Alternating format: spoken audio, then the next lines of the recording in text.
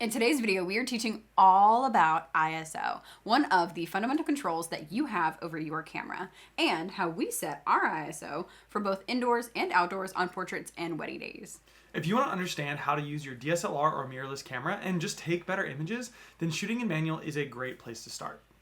But before we jump into that, we want to introduce ourselves. I'm Hunter. And I'm Sarah. And we're Hunter and Sarah Photography, a professional husband and wife wedding photography team. We're also educators, and our goal is to help photographers to build strong foundations in both their businesses and their personal lives so that they can run profitable and sustainable photography businesses. So last week, Sarah and I introduced you guys to ISO. We talked about what it is, why it's important, and how it affects both the light and the graininess of the images that you take. Yeah, and if this is the first video from us that you've seen, we just want to make sure that you are aware that this is actually the 6th video in a series all about shooting your camera in manual. So if you want to check out the rest of that playlist, click the link above to learn more about ISO, aperture, or shutter speed.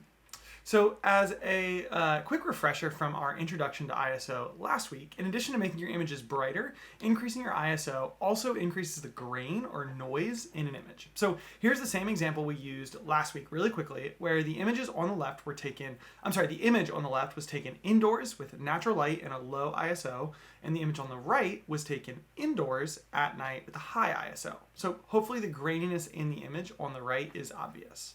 But rather than just discussing how ISO affects your images, let's chat about how we set our ISO in the first place, starting with shooting outside in natural light. And this really gets into our philosophy of how we set our settings in general, which, by the way, we're going to do a much deeper dive into the 7th and final part of the series.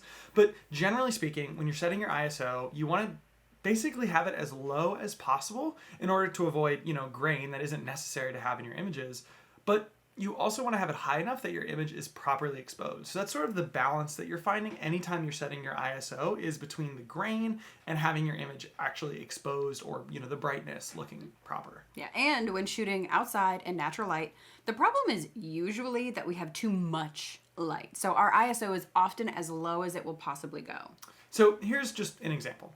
Let's say we are outside shooting in natural light, and when we turn on our camera, just for an example, our settings are at, aperture at f1.8, our shutter speed is at 1/500th, and our ISO is at 800. Now, if it's the middle of the afternoon or, early evening and it is bright and sunny, or even if it's, overcast, but there's a lot of filtered light coming through, that image is going to be way too bright. So it might look something like this. Yeah. And at this point, we have 3 options to make the image darker so that it's properly exposed. We can, 1, make the aperture more narrow. We can, 2, make our shutter speed faster. Or number 3, we can actually make our ISO lower. And if you remember the general rule that we just introduced you to, all else equal, lowering your ISO is better.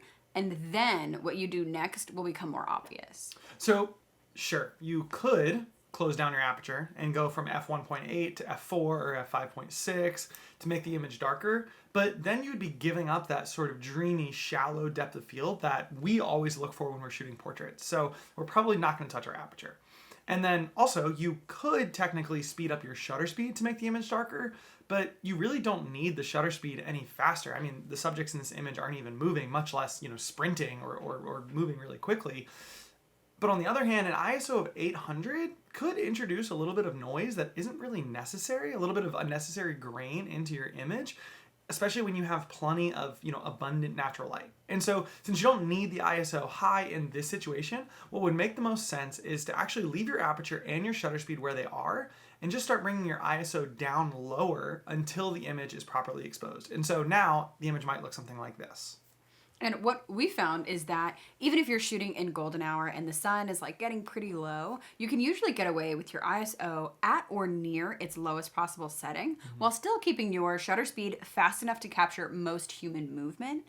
But of course, if you've set your aperture and your shutter speed where you need them and the image is a bit dark, then you could start bringing that ISO back up. Mm-hmm.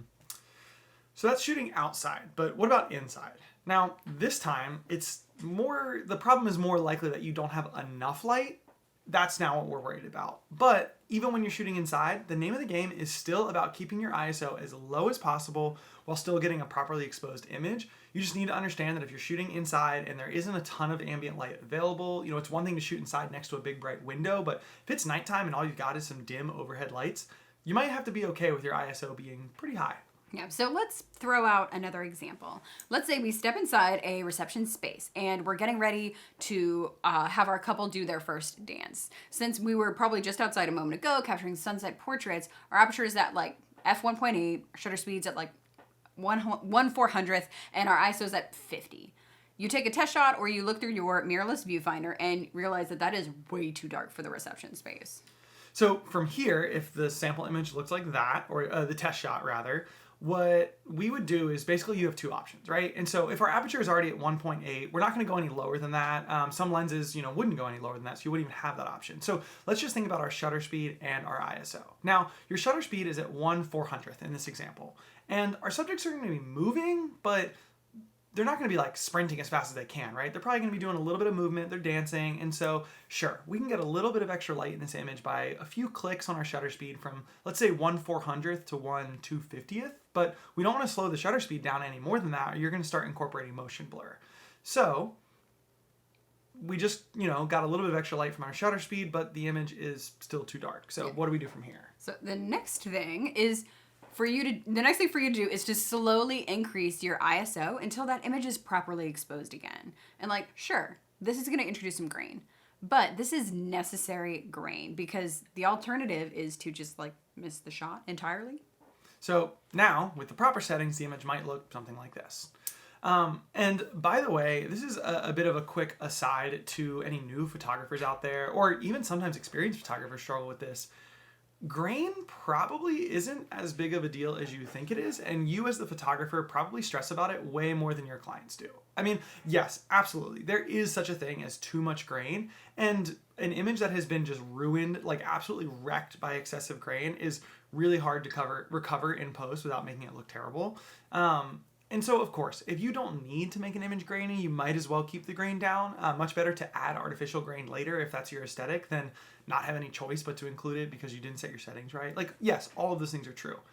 But as wedding photographers, Sarah and I firmly believe that it's better to capture a moment with, maybe a bit more grain than is an ideal or that you would maybe love in your image than to miss the moment entirely. And I can almost guarantee that your clients are going to agree. They would rather have that moment, and sure, maybe it's a little grainy, as opposed to just missing the moment entirely because you're like, oh, well, it's dark in here, I'm just not going to shoot this image. Yeah. So absolutely learn how to set your settings properly. Yeah. There is no need for an ISO of 8,000 when you're shooting a stationary subject with a shutter speed of 1/800th. That's just you're just wasting light. Yeah. But if you are setting your settings correctly and can't use a flash for whatever reason, so you may need to use a high ISO and incorporate some grain, that's totally fine. So this image that we're showing right now was taken outside at night with only a tiny bit of ambient light coming from some outdoor lighting fixtures. And as you can see, it was absolutely pouring down rain. This is a really intense summer thunderstorm that we get here on the East Coast of the US.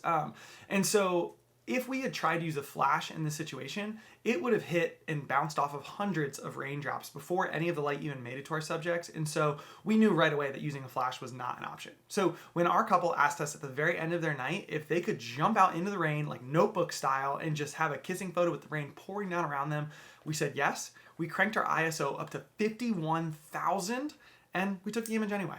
Yeah. Would this image be better if it were less grainy? Probably, yes.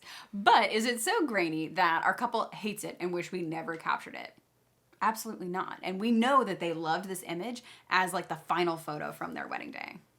So here's a really important thing about the examples that we just gave you.